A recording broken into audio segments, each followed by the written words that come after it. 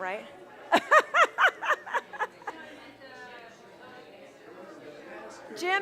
Jim and Sharon are out of town. They are heading to Unity Village for the conference. Beyond the Mind. Good morning, friends. Hello. Just don't think about it very much. If you can hear my voice, clap your hands. Woo, that works. I kind of love that. Yay. There is something going on where the right side of the house is powerful this morning. Oh, it's where the air conditioning is. Yeah, that's right. All right. There we go.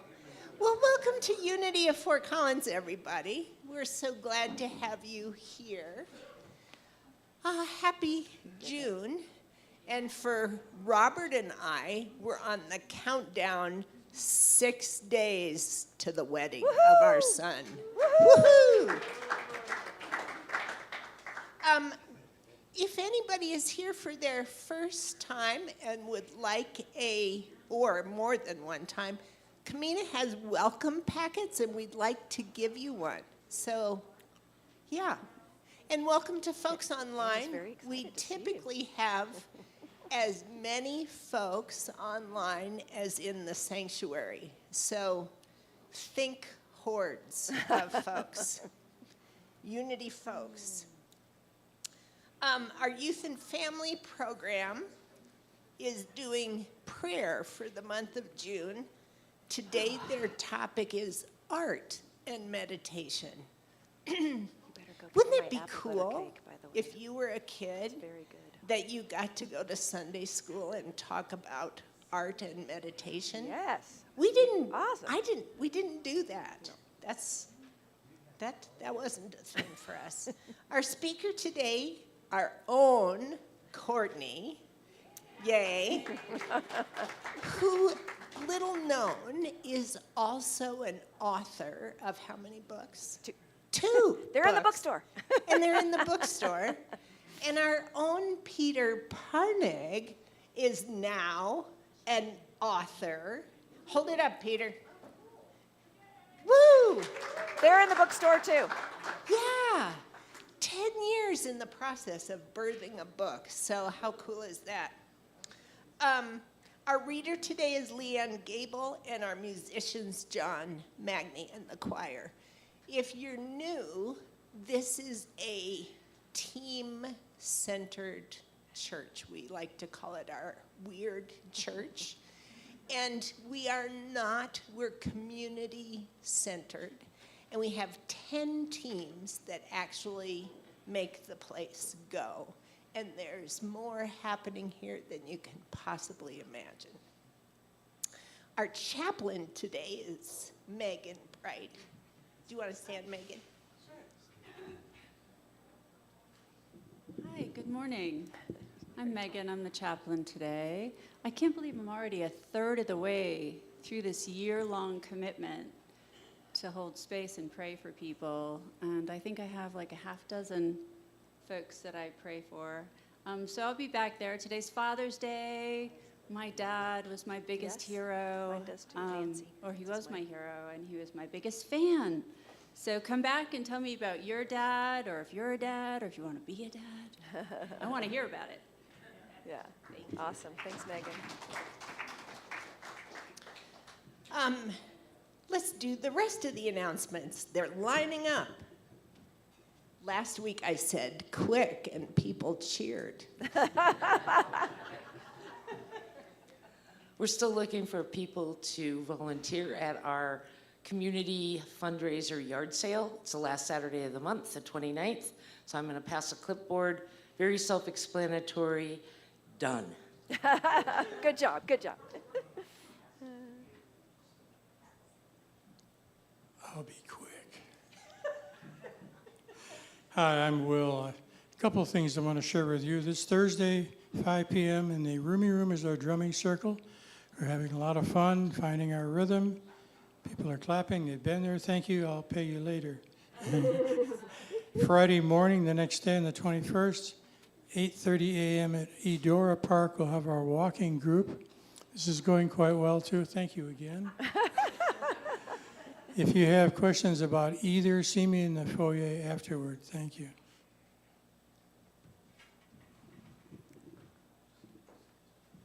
Tuesday, talk at tea at 10 at Nina's. Give me a call to get her address. I think my number is in the book, or if it's not, the bulletin. Check with me after church. And anybody can come, and we try to get a topic from maybe like some cards or anything like that, and we get to know each other a little bit better. Thanks.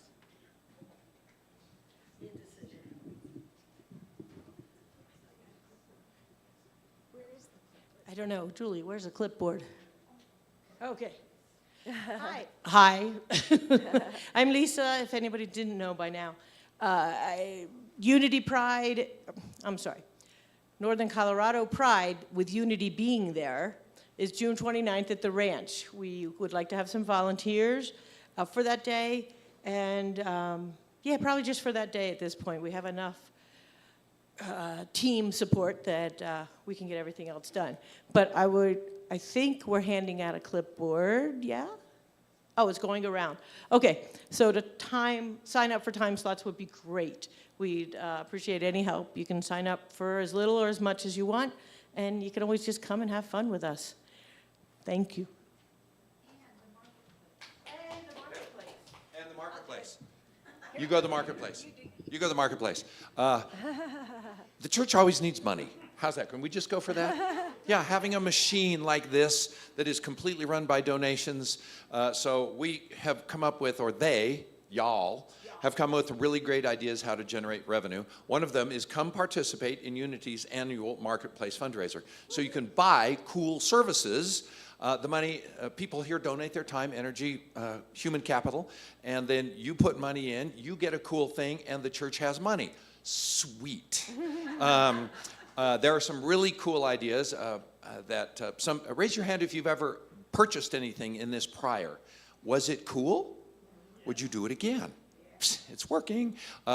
And speaking of, this is shameless self-promotion here. Book written, a bunch back there, all proceeds go to the church, and the subtitle really is Unexpected Keys to the Kingdom of Connection. And my sense is that one of the most satisfying experiences we can have as human beings is when we truly connect with somebody else. I think we all yearn for it, and this is, I don't want to say a guidebook, but a kind of a guidebook on how to be better at quickly connecting with people, and most importantly, not screwing up a good connection. Woohoo! He gets to do more announcements. Yeah. That works out. That was great. Good announcing, Peter.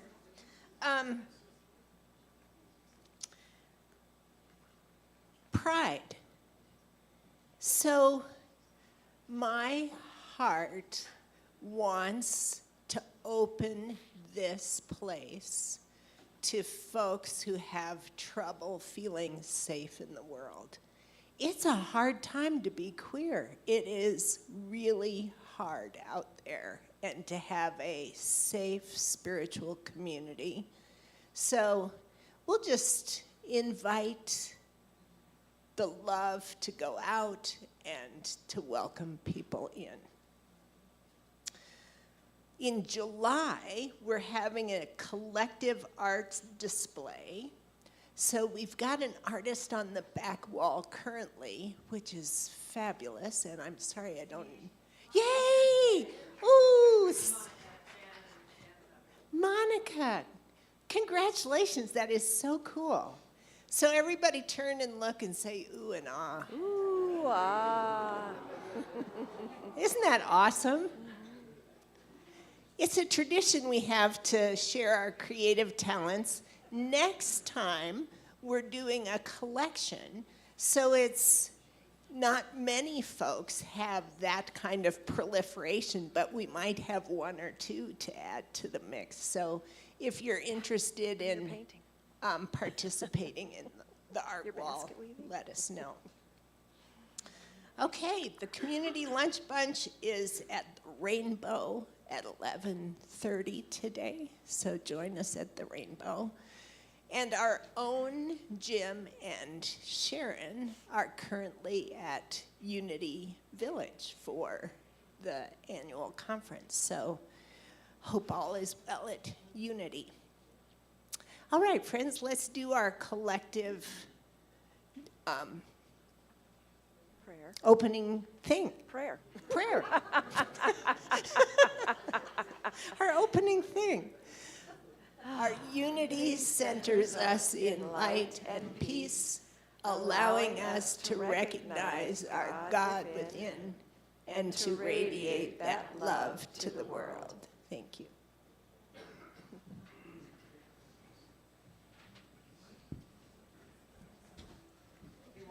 All right, good morning. We've been having so much Oh. fun. John, hang on one second. Oh, wait, what's that?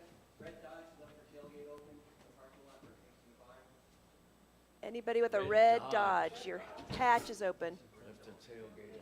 Tailgate. Huh. Well, hopefully it doesn't run the battery out. Well, they'll figure it out. So we've been having a great time with this choir, and come on up, all of you.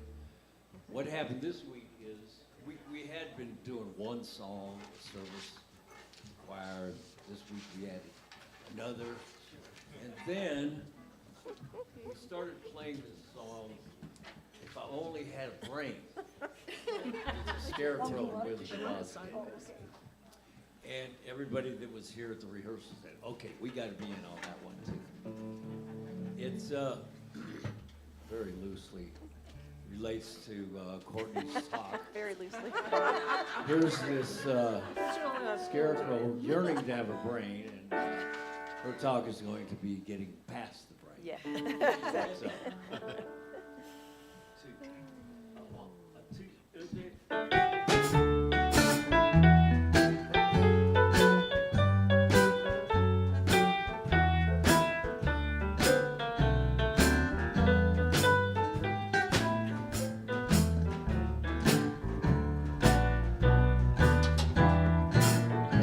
I could while away the hours, conferring with the flowers, consulting with the rain.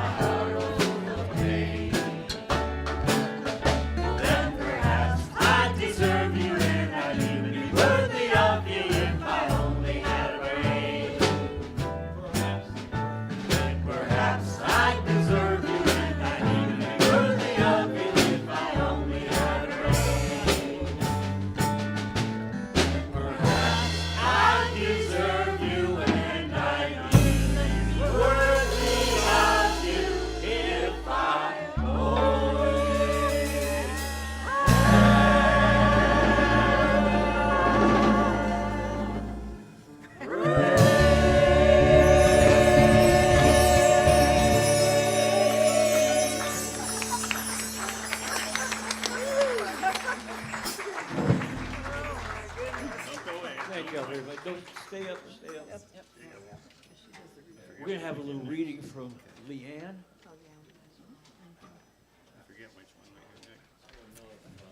Can someone adjust that mic for Leanne, please?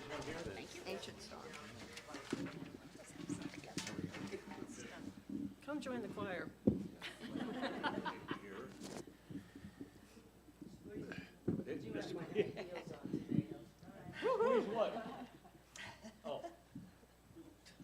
Good morning.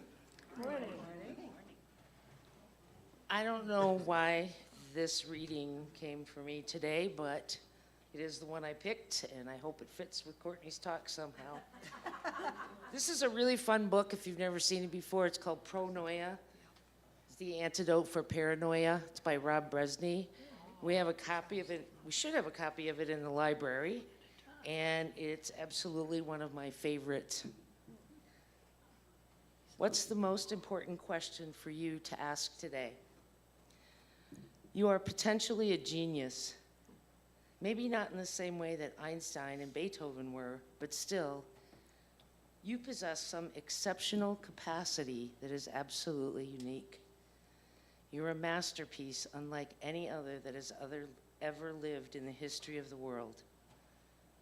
Furthermore, the precise instructions you need to ripen into your genius have always been with you, even from the time before you were born.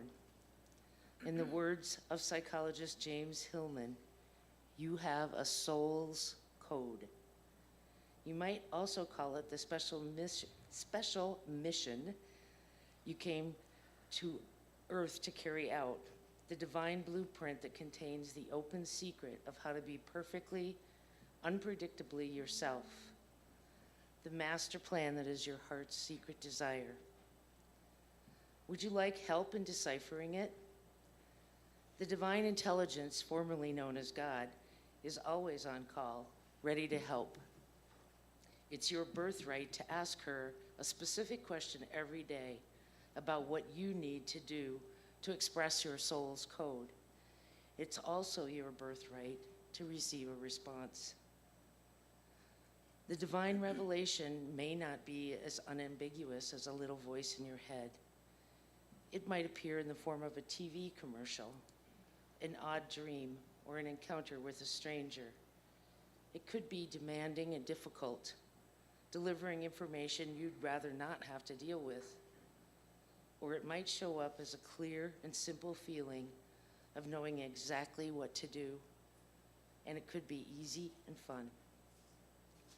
What question will you ask the divine wow today?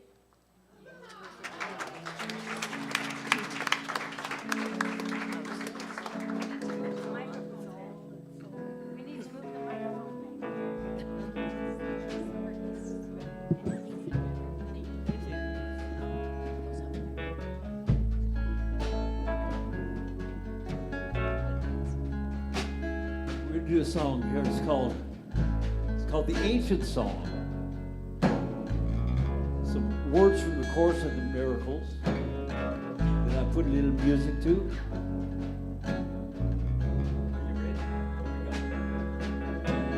You know the ancient song, and you know it well. Oh, yes, you do. You know the ancient song, and you know it well. You know the ancient song, and you know it well. You know the ancient song, and you know it well. Oh, listen, Listen, listen, listen, listen. listen, listen, listen. Perhaps you will remember an ancient song that you knew so long ago. Oh, listen, Listen, listen, listen, yeah, 'cause nothing listen, listen. will ever be as dear as any melody you heard since. Oh, Melody from afar is a memory of who you are. You know the ancient song, and you know it well. know the ancient song, and you know it well. Oh, you know the ancient song, and you know it well. Yeah, listen, listen, listen, oh, listen, listen, listen, listen. For it would make you weep if you remember the ones that were there with you. Oh, listen, listen, listen, oh, listen, listen, listen, listen. That ancient song, it means so long. That melody from afar is a memory of who you are. You know the ancient song, and you know it well. Oh, you know the ancient song, and you know it well. 'Cause everybody knows that you know the ancient song, and you know it well. Yeah, yeah, you do. You know the ancient song, and you know it well. Well, remember this song. So long ago. You know the ancient song, you know it well. You know that ancient song. You know the ancient song, and you know it well. You know the ancient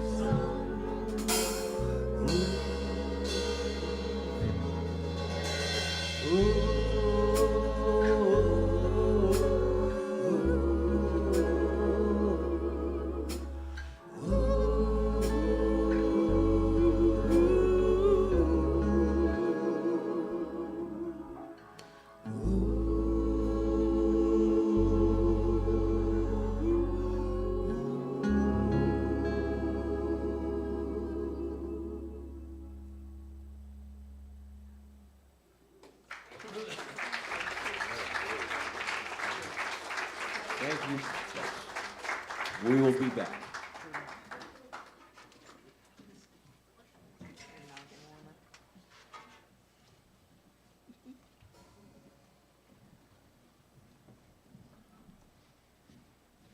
Move this microphone, otherwise I am going to step on it and kill myself.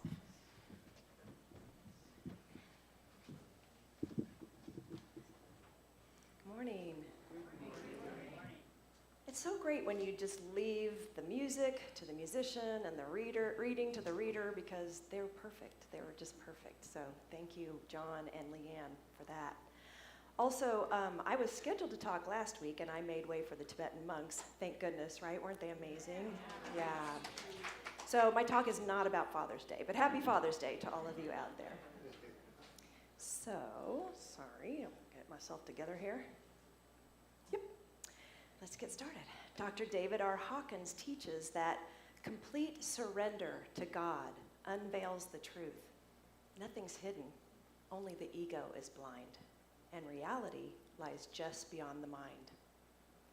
The ego is blind because its clarity is clouded and obscured by the ego mind's persistent thinking. The Buddha teaches that all of our suffering comes from desire and attachment. These arise from our thinkingness. For most of us, our thoughts swirl around what we want, what we don't want, how life should be or shouldn't be. We label everything, good or bad, right or wrong. We have opinions of everything and everybody. Maybe that's just me, but. And these create positionalities that distort our perception, creating a barrier to experiencing this reality with a capital R. Our world, our bodies, and our minds, they have a reality, but they're not the reality. As spiritual students, then, desiring to evolve spiritually, we must learn to go beyond the mind and thoughts to experience this reality with a capital R, which is the infinite silent field of consciousness, awareness, and the presence of divinity. To do this, it's helpful to understand the nature of the mind and the intellect so we can appreciate it for what it is and realize what it is not. Today I'll be sharing some insights about that and tools on how to undo the dominance of the mind, not thought by thought, which would be impossible, but by going to its source, realizing why we're so attached to our thoughts, and how to become the neutral witness of them so that we can live from the underlying field of silence just beyond mind activity. We don't want to see the mind as bad. In fact, we can be grateful for the human intellect, not only in making our physical lives better through medicine, science, and technology, but even in our spiritual endeavors, because for most of us, it was our intellect that we first reached for when we started on our spiritual path, studying the sacred texts and the great masters. In that way, we've sanctified the mind by our spiritual intention to use it in service of our pursuit of the realization of the presence. So the mind is a gift and a very useful tool temporarily. It takes us a certain distance for sure, but it's the wrong vehicle to go the whole way. At some point, you have to get off the streetcar and get on the bus. As Dr. Hawkins says, whereas ordinary information is acquired by effort, in spiritual endeavor, the emphasis is on relinquishing, letting go, and surrender. Thus, the core of spiritual work is aligned with undoing and the unloading of the mind rather than its enrichment. As he also teaches, the mind is just not the appropriate tool for understanding the spiritual realm. He says you wouldn't use a hammer to open a can of soup. You can't use the intellect to apprehend spiritual reality. And this is because the spiritual realm is non-linear, non-physical, so it can't be measured, weighed, or proven. You can't prove someone loves another. You can't measure how much compassion someone feels. No, spiritual truth is subjective and experiential. And after a while, we start to sense this. We find that the study of spiritual truth becomes a little empty and unsatisfying. It eventually dawns on us that to continue to evolve spiritually, we need to go beyond the mind and actually experience the truth of all the spiritual ideals and concepts that we've read about and found so fascinating. And this is a wonderful realization. As Dr. Hawkins says, the training in our society is that to achieve a goal, one merely has to study harder. With the realization that the intellect is no longer a useful tool, but now the barrier, the seeker arrives at the ripeness which is necessary for a more focused path to God by transcending the mind, either via the pathway of the heart or the pathway of consciousness.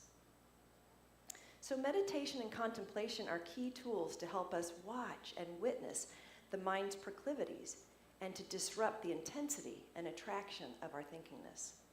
Now, many people struggle with or even give up meditation because the mind gets so active when we get on our cushion. And we think we're failing at it, but we don't need to still the mind in meditation. That's a new idea, right? Thoughts are a normal part, and it's how we discover how the mind works and then learn to let them go. So one thing we notice about the mind in meditation, well, and during the day and in the middle of the night, is that it's a thoughting machine. There's thinking, which is intentional, like figuring the tip on dinner. And then there's thoughting, which is what most of the noise in our head is. That's the nature of mind, to constantly pump out thoughts, just like our heart pumps out blood and our hair grows. We've all probably noticed that this thoughting is repetitive and filled with emotion. It rehashes the past. It repeatedly recites our deepest fears and resentments. Or a hurtful comment someone made 25 years ago will pop up out of nowhere. Our thoughts are often turned inward in self-criticism and self-judgment, making ourselves feel guilty and small. Or they're turned outward to blame others for our problems and out of our righteousness. The thoughts even will trick us into believing untrue stories that we then obsess about. So as we watch the mind, we see more and more clearly that the suffering the Buddha teaches about arises from our internal mental stories and that create our internal triggers. As Nisargadatta Maharaj says, know with absolute certainty that nothing can trouble you but your own imagination. And in order to go beyond our troubling imagination and eliminate our triggers, he says, The world is made of rings. The hooks are all ours. Make straight your hooks, and nothing can hold you. Ram Dass explains how to do this. He says, when somebody provokes your anger, the only reason you get angry is because you're holding on to how you think something is supposed to be. Then you see it's the expectations of your own mind that are creating your own hell. So examine the way you thought, not just the thing that frustrates you. You'll see how a lot of your emotional suffering is created by your models of how you think the universe should be and your inability to allow it to be as it is. So as we examine the way we think then, we can make choices about how we will respond to the events in our lives. Maybe. I might need you, Robert. No, here we go. No. I'm sorry. Robert, do you mind? Yeah, clicking ahead. Thank you. Dr. Hawkins says, one is not forced to feel resentment by a negative memory, nor does one have to buy into a fearful thought about the future. These are only options. The mind is like a television set running its various channels for selection, and one does not have to follow any particular temptation of thought. It's powerful, right? Making a choice is very different from trying to force our thoughts to be more calm, because anything we might do to try to do that only disturbs the mind more. It's just more thinking, right? Michael Singer, author of The Untethered Soul, said, it's like if a leaf falls on a pond and creates ripples, anything we do to try to smooth the water is just going to create more disturbance and more ripples. So the way out is not by wrestling with the thoughts, trying to make negative thoughts or disruptive thought patterns more positive. Now that can be very helpful at times when we're really stuck, but in the long run, it's just not possible to wrestle with each and every thought. They come to us by the millions. So just to be clear again, our negative thinking patterns aren't bad. They're part of the human journey. But we just come to realize that they're a limitation in the sense that they block us from the direction we want to go, towards peace and joy. So we want to learn to transcend them. To do this, we practice becoming the neutral witness of them. We learn to let them rise and fall without picking them up or resisting them. Can you click the next slide, Robert? The practice is to train in not following the thoughts, not in getting rid of thought altogether. That would be impossible. You may have thought-free moments, but thoughts always come back. That's the nature of mind. You don't have to make thoughts the villain, however. You can just train in interrupting their momentum. That's Pema Chodron, by the way. As Zen Master Wang Po teaches, your sole concern should be, as thought succeeds thought, to avoid clinging to any of them. And why do we cling to our thoughts? Why are we so hooked by them? Well, one reason is because we feel our thoughts, our views on the world, and our memories are what we are. But that's just the self with a small s. What we really are is the self with a capital S, which is none of those things. One practice that can help here is to refer to the mind as the mind or as an it. It's so active today. Boy, the mind sure is stuck on that problem at work. This helps remind us that we're not our minds. We have a mind, but it's not what we are. We also value or actually overvalue the mind and our thoughts beyond what they are because they're our thoughts. Well, we think they're reliable, true, and special. Well, any of you Course in Miracles students know that many of the key lessons are designed to help us see through this value inflation. Lesson 10 in the Course says, my thoughts do not mean anything. Lesson 15 is, my thoughts are images that I have made. And the Course ultimately reminds us of our ultimate goal in Lesson 221, peace to my mind. Let all my thoughts be still. Now, I have a college degree and a law degree, so these lessons were really challenging at first.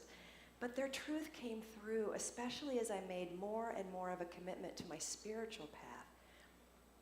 I came to see that while the mind may be of service to us on the human level, it is a limitation on the spiritual path, a barrier to enlightenment. Robert, next slide, please. As Dr. Hawkins reminds us, all thinking from a spiritual viewpoint is merely vanity, illusion, and pomposity. The less one thinks, the more delightful life becomes. Thinkingness eventually becomes replaced by knowingness. That one is does not really need any thought at all. It's helpful then to make a decision to stop the mental conversation and useless babbling. Although this is an effective decision as we work with it, it's very hard at first, and mainly because the mind has us mesmerized. Dr. Hawkins teaches that the nature of ego's thinkingness is to be idealizing, moralizing, emotionalizing, and catastrophizing. For example, we don't just say it's raining outside. Oh no, we say a storm is raging and the wind is terrorizing the area. It makes our thoughts more attractive and sticky when we do this because we're letting our emotions get entangled with our thoughts. So once we realize how our thoughts have this emotional charge or juice to them, that we get something from thinking about our righteousness or resentments, how we were wronged, we'll begin to see that we're using thinking as a form of entertainment. It's kind of a different idea, but we do anything to keep ourselves from the experience of total quiet and stillness, don't we? Most of us have had a hard time with just being in the quiet. Maybe we still do. As Dr. Hawkins, who is a psychiatrist for 50 years, teaches, this is because the ego has evolved to be attached, to be addicted to thinking. The ego thrives on novelty and is completely dependent on what is happening next, instead of experiencing the absolute completion that's available only in the present moment. Just knowing this begins to diminish ego's addiction to the entertainment value of our thoughts, because now we can see it and begin to surrender it. As Dr. Hawkins assures us, with continued focus and relinquishment of thought's entertainment value, they will slowly disappear as recognizable form and subside to just being a transitory urge to think. Here again, the practice of being the neutral witness is a key tool to being able to relinquish the juice of our thoughts. As Dr. Hawkins teaches, a useful decision or choice is to stop mentally talking about everything and refrain from interjecting comments, opinions, preferences, and value statements. It's therefore a discipline to just watch what is witnessed. One then sees the rising and falling away of phenomena and the transitory nature of appearance. Pema Chodron says, our practice is to see what is, acknowledge it without judging it as right or wrong. Let it go and come back to the present moment. When we just witness the thoughts, we're taking energy away from them, and the thoughts begin to dissolve. When we stop being interested in what the mind is chattering on about, the thoughts can't be sustained. They aren't being fed, so they gradually diminish and lose their power to suck us in. Sorry. It would be worse if I had coughed into the mic. This does not have to lead to detachment, which would be ignoring or denying what's happening, but instead it can help us reach non-attachment. Non-attachment means we're still a participant of life. We can enjoy it or dislike it, whatever's happening, but without being emotionally hooked, which is an incredible relief. To let the mind become silent and just be with whatever's going on, a beautiful peace comes over us. Surrender is the key, as usual and as always. As I mentioned earlier, we don't surrender particular thoughts, the content of our thinking. We would never be able to tackle them all. No, we lessen our attachment to our thinkingness by surrendering this emotional juice, the payoff that we get from our thoughts, opinions, and feelings about things. We surrender being infatuated with our thinking and being addicted to our thoughts. As Dr. Hawkins says, if these payoffs are refused, it will be discovered that at all times behind the thought screen, there's a silent, invisible, thought-free space of joy. This is an option that's always available, but to be experienced, it has to be chosen above all other tempting options, like valuing something above peace and joy because of the secret pleasure of the payoff. The experience of the presence of God is available and within at all times, but awaits choice. That choice is made only by surrendering everything other than peace and love to God. So the choice is ours. Are we going to be devoted to the path of truth, to God and to love and set ourselves free? Or are we going to stay attached and in love with our thoughts? We can't have it both ways. We either love divinity or we love our guilt, our resentments, our righteousness. It's like if we want to go to New York, we don't take the road to Mexico. Ramana Maharshi says it's within our competence to think and become bound, or to cease thinking and thus be free.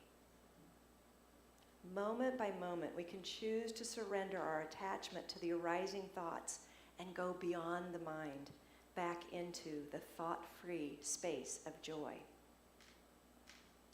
Pam Grout, a Course in Miracles writer, says, when I blather on about the largesse of the world, I occasionally hear comments like, you're out of your mind. And I say, thank you so very much. She says, my mind, as useful as it is, has never delivered much joy. It's too busy keeping track of stuff and making to-do lists. But boy, when I get out of my mind, all I experience is joy and a beautiful awareness that I am so lucky to have occurred at all. So the essence of getting out of our mind is first, as I've already mentioned, surrendering the juice we get from our thoughts, and then to shift our focus to the thought-free space of joy, the field of silent awareness that is ever present below and all around mind activity. It's like we stop paying attention to the waves on the surface of the ocean and instead go below the waves into the deep, vast stillness of the sea. And we're actually more familiar with this state than we know. If I asked you, how do you know your mind is driving you crazy? Or how do you know you're afraid or grieving or angry? Well, it's because you're aware of those thoughts and feelings.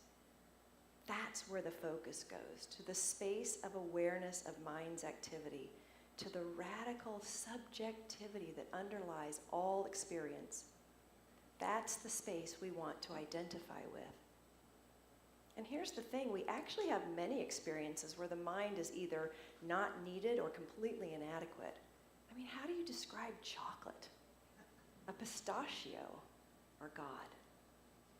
No words will ever convey what those things are, and no amount of thinking will ever give us the experience either. We have to have a subjective experience ourselves to know what they are. As Dr. Hawkins says, to experience sunshine, nothing needs to be known or spoken or communicated about it. When we hear a beautiful symphony or see a magnificent painting, or we're petting our sweet kitty cat, we fully get the experience, the beauty and the love on a non-verbal level. We don't need words to help us appreciate that or enjoy or appreciate that. The more profound experience of those moments is in the wordless, in simply being with the moment. Next slide, Robert. As Zen Master Wang Po says, not till your thoughts cease all their branching here and there, not till your mind is motionless as wood or stone, will you be on the right road to the gate. Here it is, right now. Start thinking about it, and you miss it. We can actually learn to catch thoughts at their source, to pull interest and energy from them so they don't become fully formed. Dr. Hawkins teaches that a thought starts out as a general feeling like dogginess, and then as we give it energy, it becomes a dog. And then the image of Rover develops, and then up comes the sad story of Rover. Now he got lost, and we're so scared, and we found him, and so on. By knowing this, we can practice letting thoughts go before they become distinct and concrete. As Dr. Hawkins explains, by sharp focus and declining involvement, the capacity develops to sharply witness the formation of thought earlier and earlier. and attention will be led to the silent, non-linear origin of the energy field of thinkingness itself. This is the energy field of the desire to think, which is highly prized by the ego, for it's related to the belief and concept of I or me. The mind flails around in a panic to grab a thought in order to survive. One can surrender the desire of thinkingness to God. If we do surrender the desire to think and are incredibly fortunate enough to have the mind stop, what would that be like? How would dinner get made? Well, Dr. Hudgens teaches that a divine wisdom unfolds. He says loss of mind does not result in nothingness. On the contrary, it's replaced by allness. Next slide, Robert. When he was asked, how can one survive without the mind? He answered, there's thinking mind and aware mind. Awareness is automatic and inclusive of the totality of life situations. It relies on knowingness rather than on thinking or figuring things out. He goes on, its function is spontaneous and silent rather than calculating. Awareness sees the whole picture and responds in accord. And as Ram Dass also says, there's a place in you beyond thought that already knows. Trust in that. Without any desire to think, the ego dissolves into pure awareness, the awareness of being, of existence without content. I love how Dr. Hudgens expresses it. So the feeling of coming into that field of awareness then is like one has spent their whole lifetime being homesick and is finally at home again.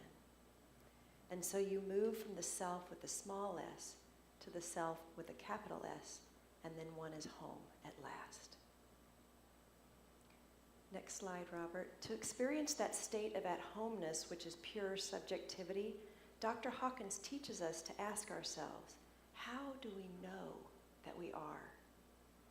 How do we know that we are?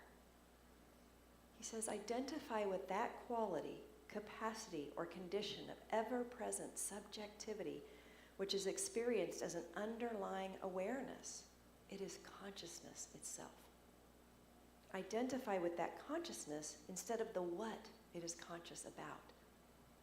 That is the direct route to the self. It's actually the only practice that leads directly through the doorway. He goes on, there's nothing to know or to learn or to remember. It's merely necessary to focus, meditate, contemplate, and realize that the substrate and source of existence is the radical subjectivity of the presence of God as the light of consciousness.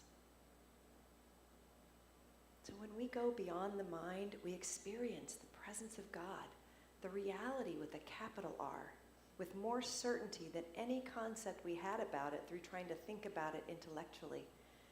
When we go beyond the mind to the purely subjective, thought-free space of joy, and we make the discovery that we are presence, divinity, infinite space and light, it completely recontextualizes our lives, and the mind goes silent in awe at the realization that everything is divinity and all of life is sacred. Dr. Hudgens says, your life is like a sacred gift to the world and to God. The sacredness of all of life then allows you to see the sacredness of your own. That commitment to contextualize that that's why you're here, to be all that you can be at any moment, to realize the divinity of all things, to see the beauty of all creation, to leave judgment to God, liberates you from thinkingness. And to quote Dorothy from The Wizard of Oz, there's no place like home. Thank you.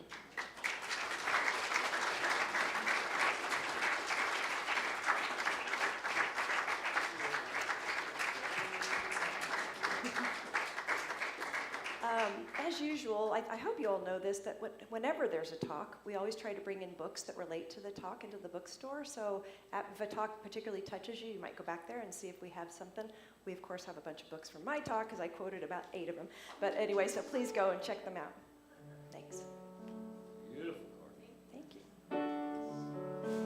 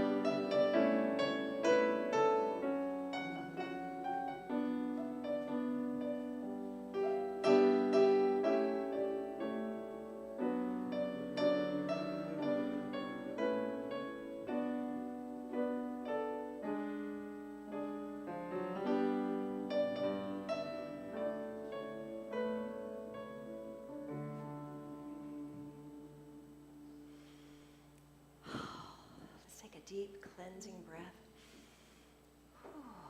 And release it along with any tension that might be in the body.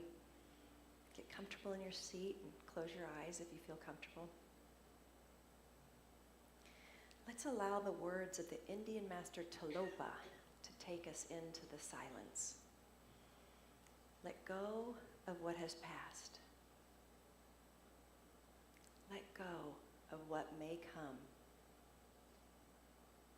Let go of what is happening now.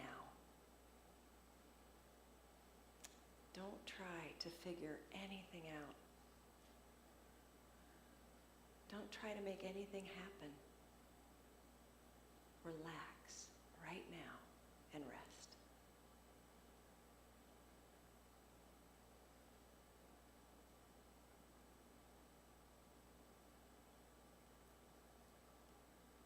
As you rest in the silence, thoughts will undoubtedly arise. As they do, just be the witness of them. You can say to yourself, the mind is thinking, it's doing that. Just let the thoughts be there.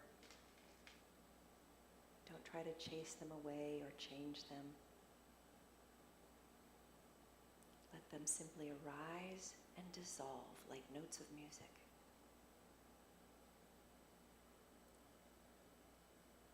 They will float away easily and effortlessly if we don't follow them or cling to them.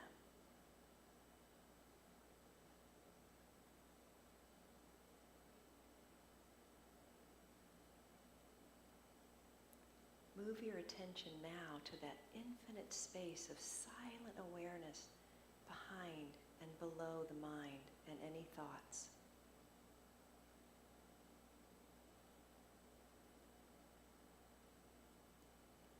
Just rest in that thought-free space of joy for a few moments.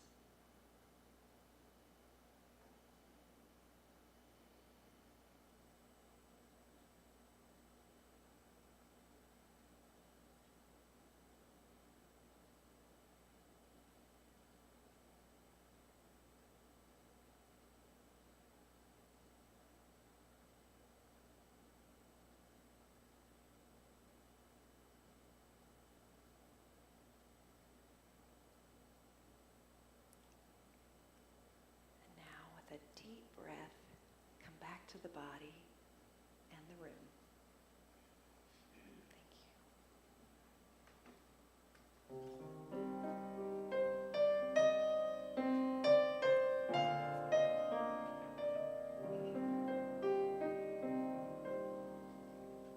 May the blessings of God rest upon me. May God's peace abide in me. May God's presence illuminate my heart now and forevermore. May the blessings of God rest upon you. May God's peace abide in you.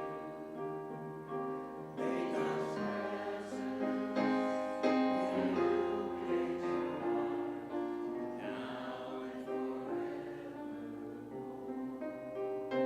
May the blessings of God rest upon us. May God's peace abide in us. May God's presence illuminate our hearts now and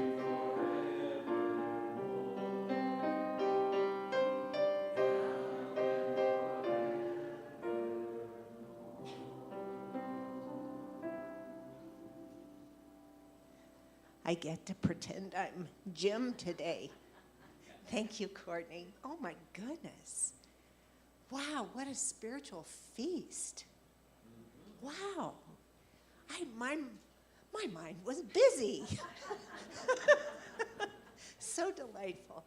We've come to the part of our service where we take the offering. May the ushers come forward, please. We got a couple. Thank you. What would you pay for a spiritual feast?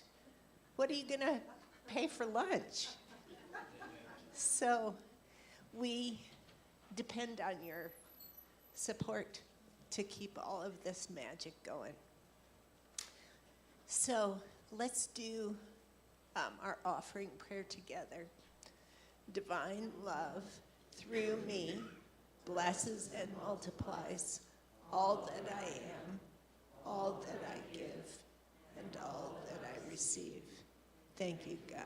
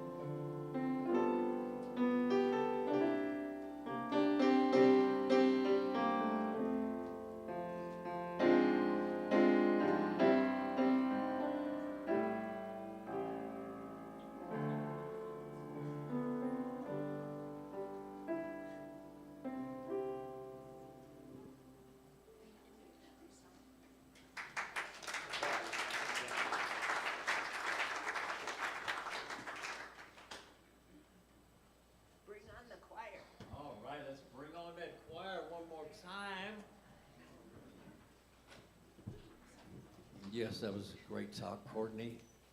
I love the expansive unity philosophy, where you can say, thinking is a limitation. I agree with that. My mind is nonstop babbling. We're going to do a song here that once Reverend Sharon was talking, and she quoted Martin Luther King saying, "I've decided to stick with love. Hate is too great a burden to bear." So I made a little tune out of it.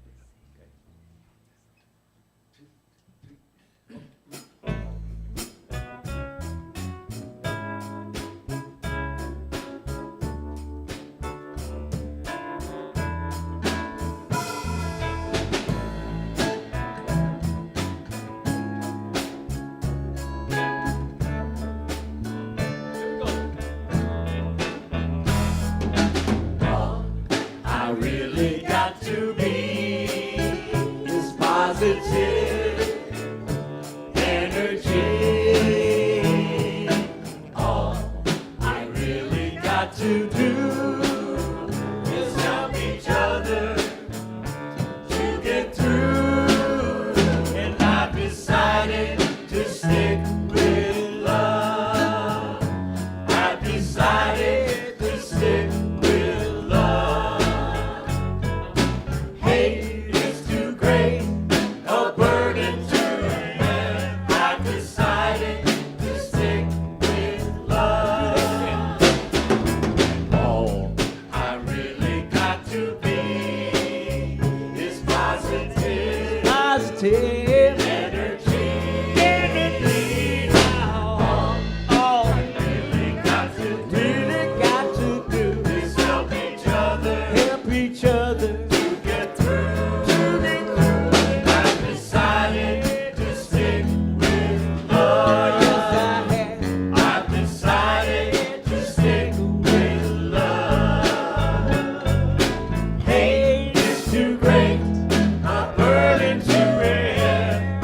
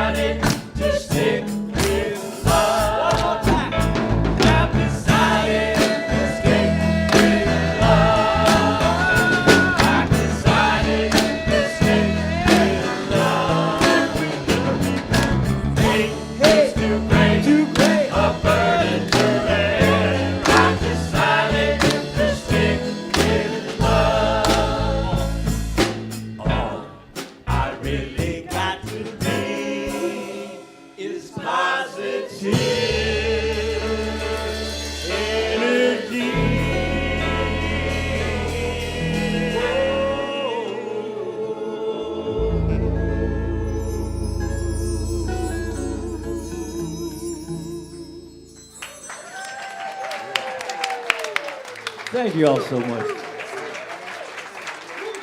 Do we have kids today? Maybe no kids, okay. I wanted. Oh, okay. Well, let's just go to our peace song. And I want to tell you that me and Steve here have to run out to Foothills Mall, and at noon we're going to do a gospel show for the Juneteenth celebration. If anybody wants to go. Let's get together and do our peace song.